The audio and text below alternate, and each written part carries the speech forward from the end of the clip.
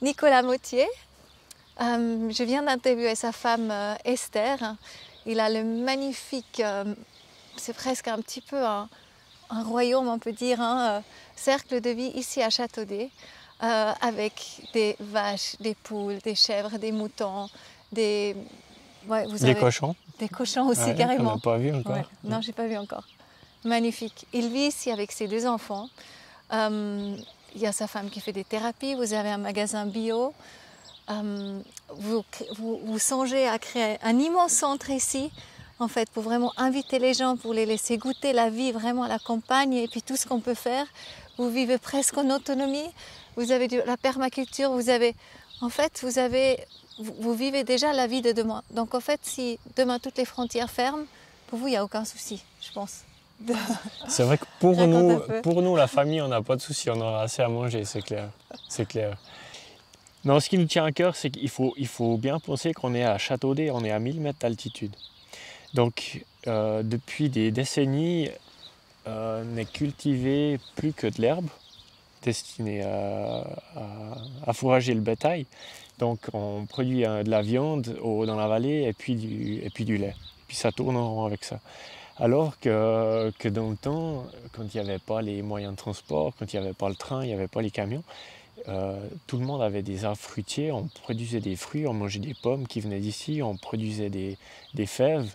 Les habitants du pays d'en haut, on les surnomme les favotais, qui vient du nom de la fève, parce que beaucoup de fèves étaient produites dans le vieux temps, dans la vallée. C'est pas ce que la fève? La fève, c'est l'haricot.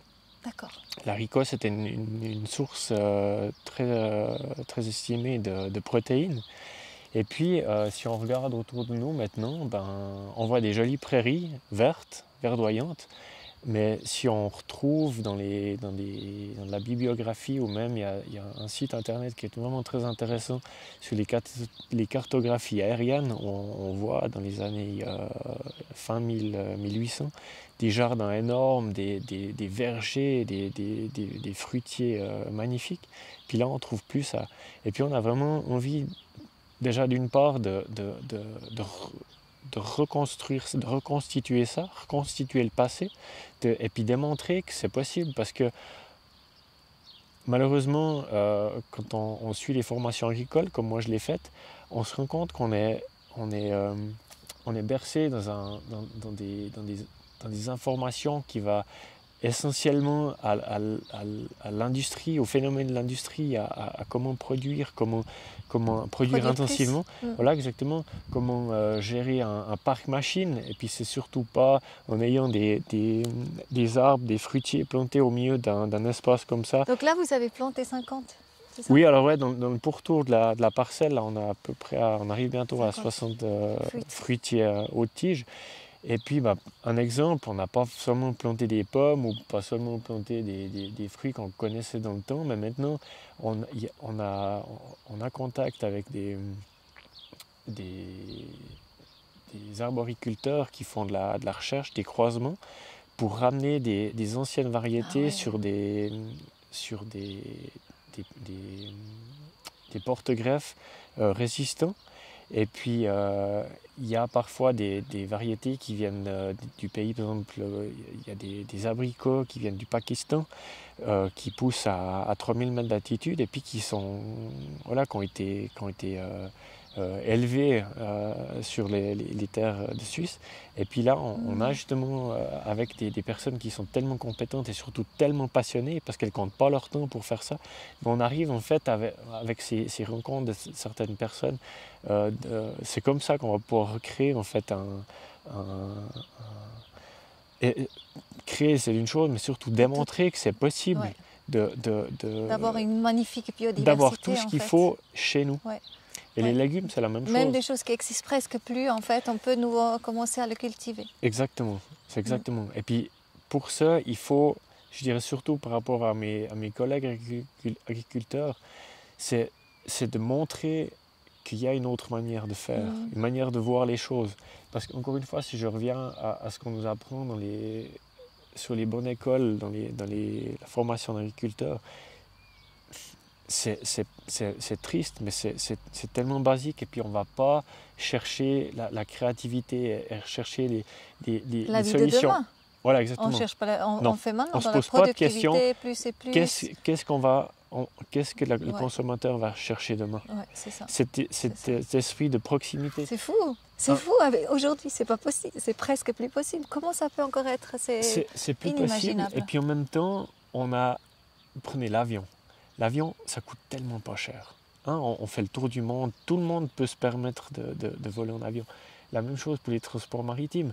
Donc, au jour d'aujourd'hui, on peut encore se permettre d'acheter des fruits exotiques qu'on fait la moitié ou des fois même l'entier du tour de la planète et puis que ça reste à des prix abordables.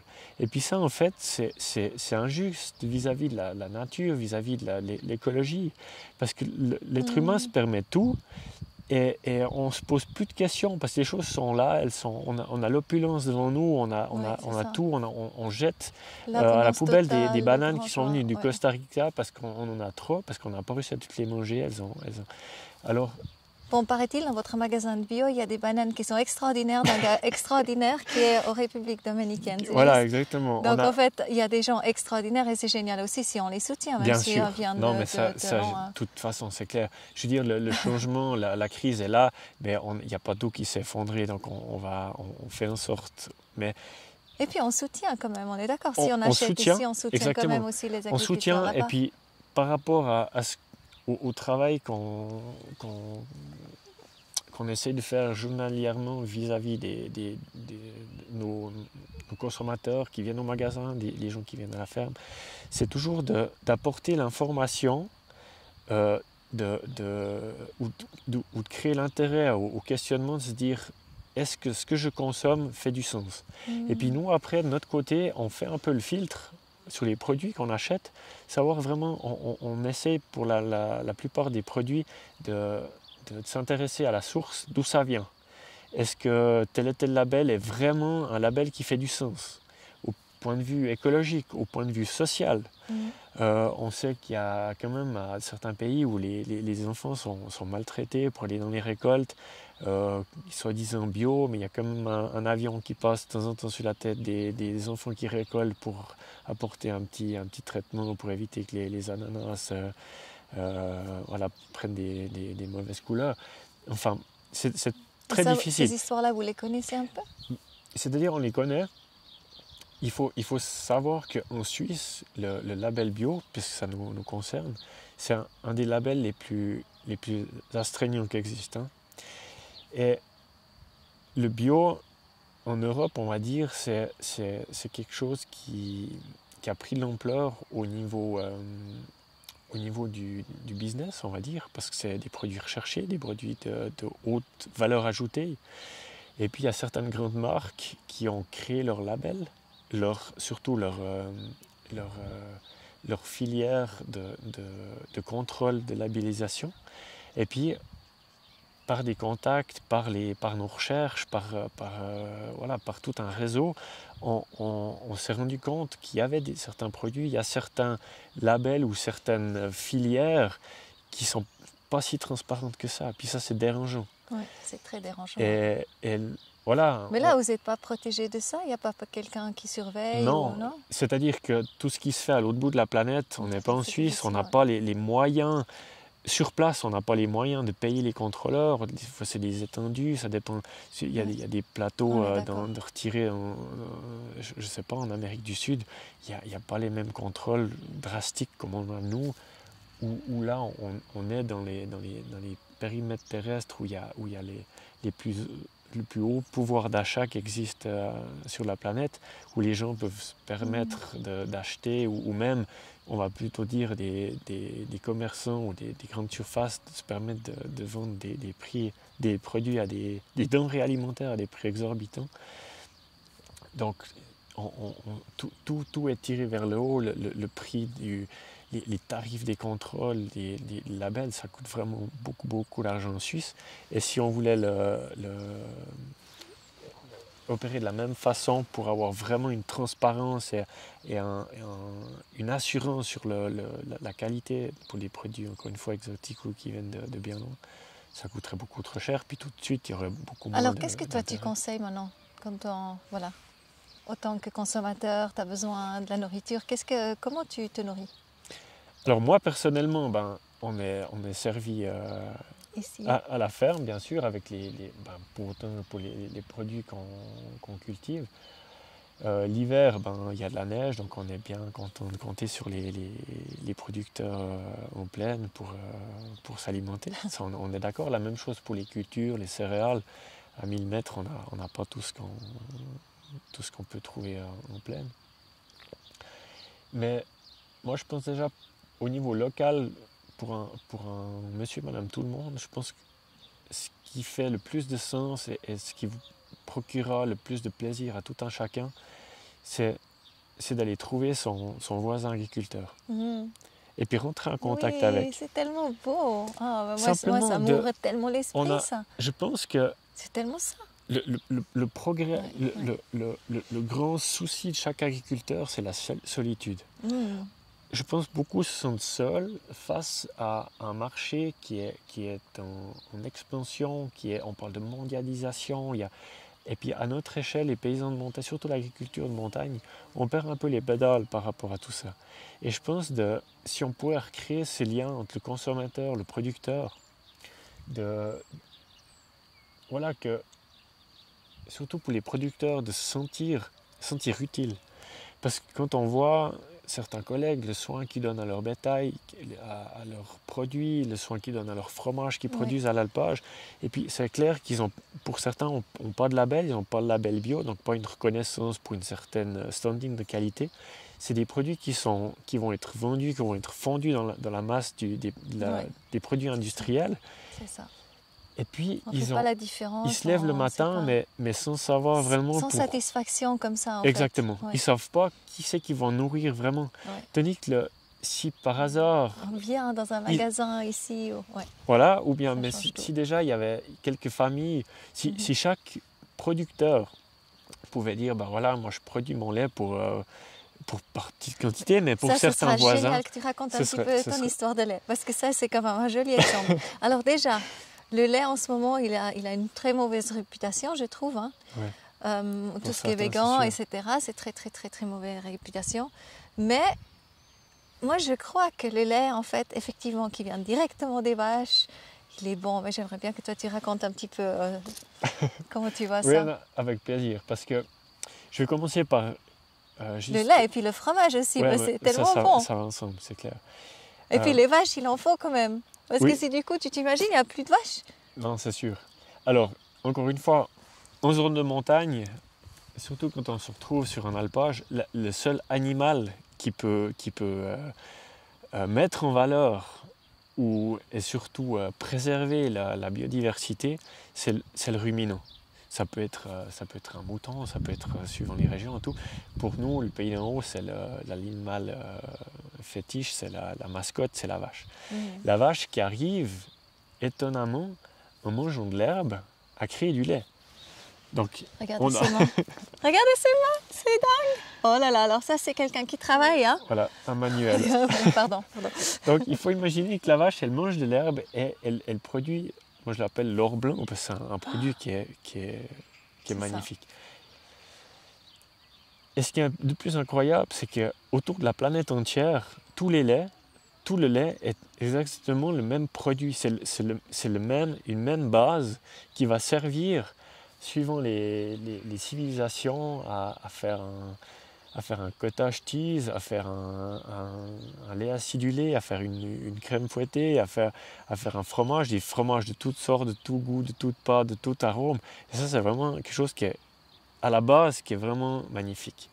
Donc le lait, pour moi, c'est de l'or. Pour tout le monde, pour chaque être vivant, c'est la base de l'humanité, c'est la base pas de l'humanité, mais des premiers pas de la vie. On a tous été nourris au lait. Tous les animaux en tout cas pour les mammifères, sont nourris au lait. Donc pour moi, ça fait déjà un produit d'excellence. Et puis après, concernant l'agriculture, le fait de boire du lait, je dirais que c'est important déjà d'avoir la possibilité de boire du lait cru. Parce que dans le lait cru, on va retrouver les saveurs qu'il y a dans le pâturage. Suivant comment la vache va être alimentée, chaque lait va être différent, d'un producteur à l'autre, d'une région à l'autre, d'une altitude à l'autre, puis surtout d'une saison à l'autre. Tu sens la différence? On sent la différence. Ah oui. Voyez, tu connais le lait de tes vaches, tu sais exactement, et puis quand tu... Non, je peux pas me vanter de pouvoir reconnaître mon lait parmi un autre. C'est un peu comme le vin. Ouais, c'est ça, il faut avoir l'occasion de se spécialiser, puis d'aller goûter, puis là, je pense qu'on arrive à retrouver. Mais c'est clair qu'il y a certains fourrages qui font que ça apporte une certaine saveur assez caractéristique. Essentiellement, par exemple, des fourrages fermentés, quand on parle d'ensilage, là ça donne des goûts assez caractéristiques pour le lait. Mais si on parle du côté naturel, des saveurs, si on parle de flore et de foin, on a tout à l'heure, on a mis le nez dans le foin qu'on donnait tout à l'heure aux vaches, c'est là qu'on trouve vraiment les vraies saveurs de l'herbe, du fourrage, et les vraies saveurs du lait. Mais il n'y a pas d'engrais dedans, il n'y a rien du tout en fait. Non, c'est clair, c'est vraiment un produit. Sauvagement. Ouais. Et la même chose à l'alpage. L'alpage, c'est encore plus dantesque puisque c'est à l'alpage qu'on trouve la flore la plus préservée. Hein, parce que même ici, on se trouve dans une prairie qui a été... tellement beau. Alors, elle est belle, mais voilà, elle a toute une histoire, elle a un passé, elle a été... on lui a mis, peut-être certaines générations ont mis de l'engrais. Donc, il y a aussi le fait d'exploiter plus ou moins intensivement. On les fauche 2 à 3 fois par année, plus encore les vaches qui broutent. Donc là, sur une prairie qu'on va dire utile à la production d'un fourrage de réserve qu'on sèche pour l'hiver, on a le besoin de faucher ces prairies. Et puis malheureusement, quand on fauche, il y a des plantes, des fleurs qui ne supportent pas cet effet de fauche, donc ils vont disparaître de ce terrain-là. Une plante qui se sent super bien, on la voit derrière nous, c'est le pissenlit. La dandelion, ça ne la gêne pas qu'on la coupe, qu'on la coupe et qu'on la fauche souvent. Puis en plus, elle aime bien quand on lui met des engrais de ferme, du purin, du fumier. Donc plus on lui en met, et puis plus elle s'y sent bien. Tandis que certaines plantes, la plupart des fleurs d'ailleurs, n'aiment pas trop qu'on la coupe et qu'on lui mette des engrais de ferme dessus. Donc si je reviens à l'alpage, les alpages, c'est des surfaces qui sont escarpées, il n'y a pas possibilité d'aller avec des machines, donc c'est uniquement les vaches qui vont s'occuper de les brouter. Puis du coup, chaque fleur a la possibilité de perdurer sur ces alpages. Oui, et c'est là que les produits laitiers, et surtout, encore une fois, le lait cru produit à l'alpage, pour la plupart des laits crus, ils sont transformés sur place en fromage. Hein. Mais si vous dégustez un lait cru produit à l'alpage, vous avez un bouquet de fleurs en bouche. Vraiment, c'est surprenant. C'est surprenant au niveau gustatif, mais c'est surprenant si vous vous promenez à l'alpage, vous voyez le bétail paître, et puis vous imaginez que toutes ces fleurs, toute cette botanique, ce complexe de saveurs. C'est super sain en fait. Voilà, c'est sûr. Mais oui, bien sûr. On dit d'ailleurs le lait de prairie est riche en oméga 3 hein, d'ailleurs. Ah, ouais. Et puis après, le summum, c'est d'en faire un fromage à l'alpage. Et là, comme nous, on est dans la région du Letiva, on fabrique le fromage sur feu de bois encore, de manière artisanale, comme ça se fait les siècles passés. Donc là, on arrive à un produit qui est magnifique. J'en ai acheté avant dans le magasin. Ouais. Et là, ben voilà, un lait cru, hein, parce que c'est vrai que du moment qu'on pasteurise un lait, ça se perd, toutes les vertus se perdent. On perd le caractère, le caractère du lait, parce que chaque lait a un caractère. Et là, c'est pas très bon à ce moment-là. C'est-à-dire, on doit recréer complètement le produit, quoi, parce qu'on a besoin d'une... Donc vraiment faire attention. Mais comment on peut obtenir un lait comme le vôtre si on ne vit pas justement à côté d'une ferme? Alors c'est clair, pour les citadins, et comme ça, je suis conscient que c'est complexe. Mais ils ont d'autres... Il faudrait avoir des magasins vraiment de tous les agriculteurs dans les environs, au milieu de la ville. Oui, exactement. Pas seulement des magasins bio, mais carrément des agriculteurs qui viennent comme des marchés en fait. Voilà. Bon, c'est aussi pour ça qu'il y a les marchés, mais aussi... Ça existe d'ailleurs, et puis si on voit sur les réseaux sociaux, et encore une fois depuis cette fameuse crise de virus, là, il y a des choses surprenantes qui se développent.